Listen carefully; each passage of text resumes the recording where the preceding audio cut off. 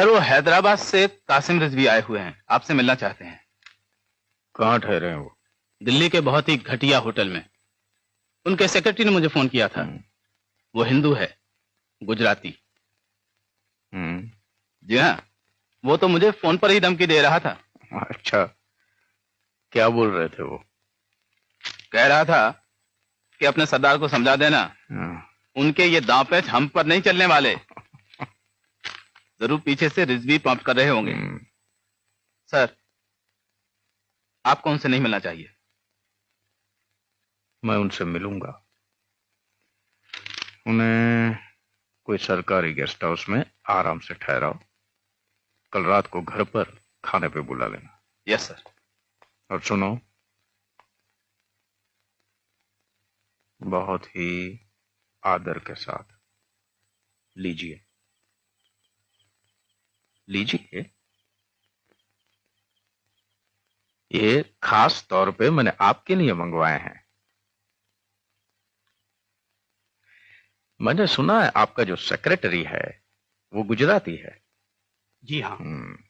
और मैं चाहूं तो कश्मीरी पंडित भी नौकर रख सकता हूं मिस्टर पटेल। बीवियां कितनी है? 2। और मैं जितनी चाहूं उतनी रख सकता हूं। बच्चे? 6।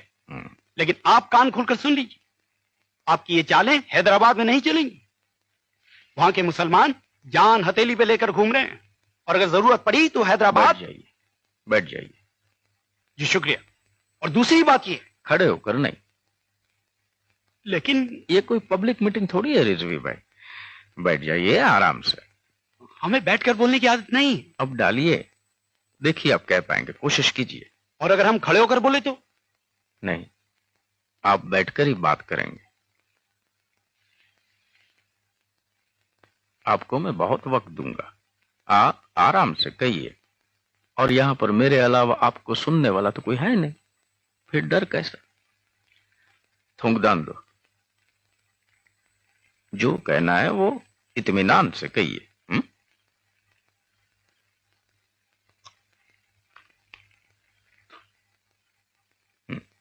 बोलिए।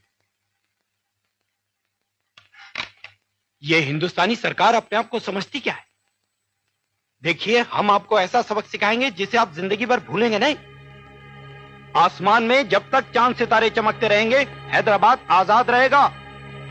दुनिया की कोई भी ताकत हमारा कुछ नहीं बिगाड़ सकती है। और निजाम साहब की बात और है, वो खुदा के वली हैं, उनके लिए हम अपनी जान दे सकते हैं। हिंदुस्तानी फौजों को हैदराबाद में दाखिल होने से पहले उन्हें हमारी लाशों के ऊपर से गुजरना होगा। और इस गलतफहमी में मत रहिएगा कि मरने वालों में सिर्फ हम ही होंगे। 1,40,00,000 हिंदुओं को इससे पहले मरना होगा।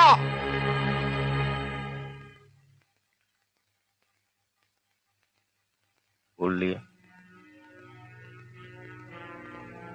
आपने कहा कि आप 1,40,00,000 हिंदुओं को मरवा देंगे। हाँ, अगर हमें मजबूर किया गया तो। अच्छा, उस वक्त हम क्या कर रहे होंगे? हमें क्या मालूम? तो मालूम हो जाना चाहिए। आप सोचिए, हम क्या क्या कर सकते हैं। आप हमें धमकी दे रहे हैं? आप हमें जबरदस्ती रोक नहीं सकते हैं। अरे कौन रोक रहा है? और वैसे भी कल सुबह हवाई जहाज से आप हैदराबाद रवाना कर ही दिए जाओगे। और मुझे उम्मीद है कि आप सही सलामती पहुंचोगे। आपके निजाम को मेरा सलाम कहना, और कहना कि मैं चाहता हूं कि उनकी और उनके परिवार की सेहत अच्छी रहे। और ये भी कहना कि जब कभी वो अपनी प्रजा को नुकसान पहुंचाने के बारे में सोचे, तब वो अपने बारे में भी सोच लें। अपने बाल बच्चों के बारे में, अपनी जमीन जायदाद के बारे में, अपनी बेहिसाब दौलत के बारे में। जाइए।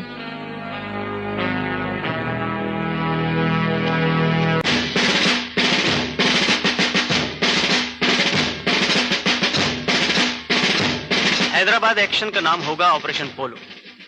मुख्य सेना शोलापुर से चलकर हैदराबाद पहुंचेगी और दूसरी छोटी सेना बेजवाड़ा से चलकर हैदराबाद पहुंचेगी। Sir, chief of the army staff general Bushehr का कहना है कि 42,000 की सेना और 2 लाख के ऊपर रजाकार इतनी जल्दी टूटने वाले नहीं। वो कहते हैं कि सरदार साहब की यह गलतफहमी है कि वो 7 दिन में हैदराबाद पे फतेह हासिल कर लेंगे। जनरल से कहना मुझसे शर्त लगाए, वो 7 दिन भी नहीं टिकेंगे। सर, क्या इस वक्त ऑपरेशन पोलो लॉन्च करना ठीक रहेगा? क्यों? पीएम विदेश गए हुए हैं और आप। देखो, मैंने जो होना है वो रुक नहीं सकता। हमने निजाम को समझाने की बहुत कोशिश की, अभी नहीं। अभी ये देश का नक्शा बिल्कुल साफ हो जाना चाहिए।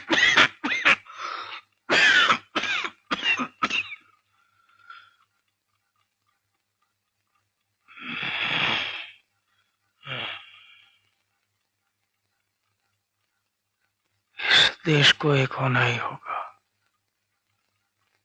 होना ही होगा।